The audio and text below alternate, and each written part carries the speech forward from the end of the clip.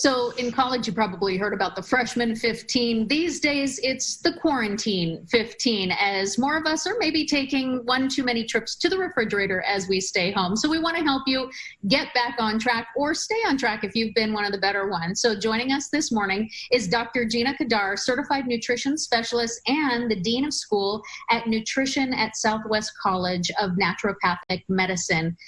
Dr. Kadar, thank you so much for joining us this morning.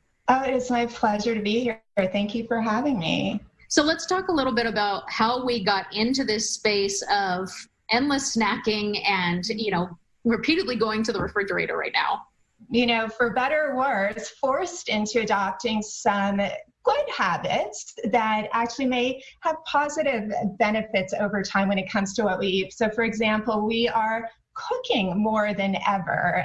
We're eating at home. We're eating out less. We're choosing to eat more foods that we're creating from our pantry rather than eating fast food. We're also, for some of us, depending on who we're quarantined with, we're eating more with family or with friends, whether physically present together or virtually. But that social connection around food also is more commonplace these days for some of us. And all of these behaviors are things that are associated with reduced risk of diet-related chronic disease like heart disease or type 2 diabetes. So these are some of the behaviors that we're forced into during quarantine, but are good things that we can continue on with after this all ends. So you mentioned people cooking at home. And I definitely, like many others, have noticed that everybody is a baker now on social media. Everyone has made a loaf of bread. But you're saying there are some ways that we can maybe keep ourselves on track with the ingredients that we are finding in our pantry, or if you're making that sporadic trip to the store of what you're picking up to cook at home.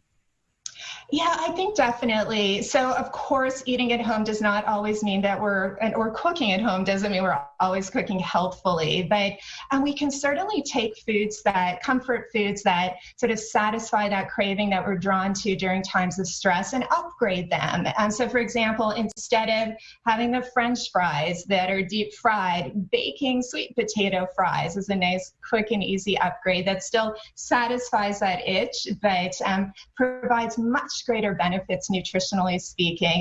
Having foods that are, I love, one of my favorites is, instead of ice cream, having little frozen banana slices or frozen berries. This can satisfy that craving for something sweet and cold. So looking for ways to upgrade our comfort food cravings with healthier choices is a good place to start. Should we be looking at how many times we're going to the refrigerator and snacking? Because it also is, we're bored and we just keep checking. So is there a way to monitor that? Sometimes we confuse emotional hunger, like boredom, sadness, loneliness, any of these emotions, with actual true hunger. And obviously food doesn't satisfy those types of cravings. And so, one good strategy is getting on a regular schedule when it comes to eating. A good practice all the time is, every 3 to 4 hours, no more than that, having a little snack or a meal, but being wary of sort of progressively snacking throughout the day. If you still are tempted, one great strategy is keep your home a nutritional safe haven. So make it easy to reach for the healthier snacks. Maybe we'll carry some of these habits that we create at home into our daily life when we do go back into work. If people have more questions, they want to talk to a nutritionist, how can they get in touch? Where's your school located? So we are based in beautiful Tempe. And people can, if they want actually more personalized guidance and advice with regard to their health overall, their nutrition specifically, people can learn more at scnm.edu. All wonderful information. Dr. Kadar, thank you so much for your time and for your tips that I know I will be putting to use. Thank you. It's a pleasure to be here.